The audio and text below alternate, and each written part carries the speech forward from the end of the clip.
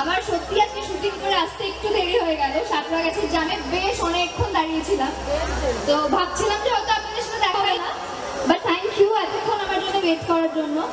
আপনাদের সবাইকে শুভ বিজয়া আর শুভ দীপাবলি, অনেক অনেক শুভেচ্ছা। সবার কেমন কাটলো পুজো? ভালো কেটেছে? গলার মধ্যে কোনো জোরই নেই। এত রাত্রে কত মানুষ থাকে? আচ্ছা আগে বলিনি,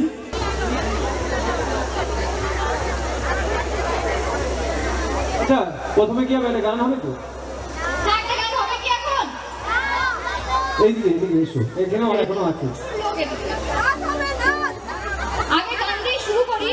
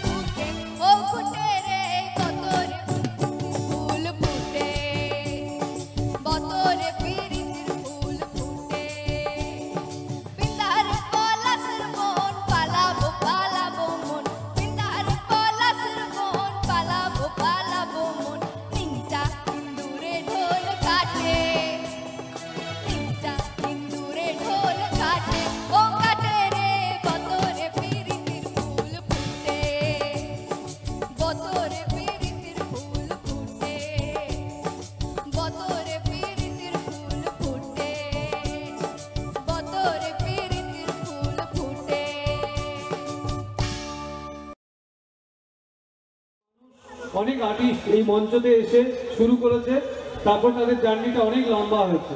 তার সাক্ষী সবার মানে বড় সাক্ষী হচ্ছে আমি। এখানে শ্যামা এসছে, এখানে জয়ী এসছে, এখানে প্রত্যেকটা শিল্পী শুরুটা এখান থেকে হয়, তারপরে সারা বছর প্রচুর প্রচুর জায়গায় পশ্চিমবঙ্গে ছড়িয়ে পড়ে। আর তোমার জার্নিটাও এখান থেকে শুরু হলো। তোমার টিআরপিও এবার খুব ভালো এসছে দেখেছি সিরিয়ালে। তো চলো এবার একটু কথাবার্তা হোক। যেটা কথাবার্তা হচ্ছে, তুমি তো সবার প্রথম সিরিয়ালে কোনটা এসেছিলে?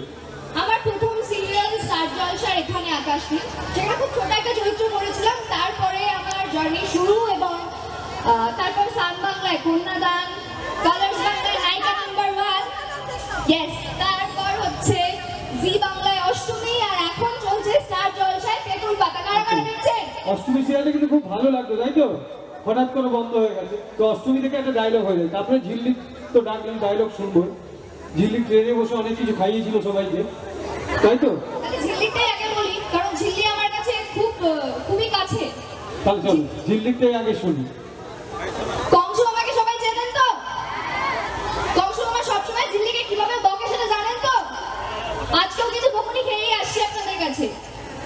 এত রাত হয়ে গেছিল বলে বলেছিল আমার ঝিল্লি দরকার নেই ওখানে, কিন্তু ঝিল্লি তো ঝিল্লি। ঝিল্লি বলেছে বাই গড বলছি কংস মামা, আজ তো আমি ওখানে যাব এবং সবার সাথে দেখা করে খুব মজা করে আসবো। কি কাজ নিয়ে বলতে পারবো তো যে খুব মজা করেছি? কারোর গলায় কোনো জোরই নেই। তো এবার আমি বিশ্বজিৎটাকে ডেকে নেবো। বিশ্বজিৎ কোথায়?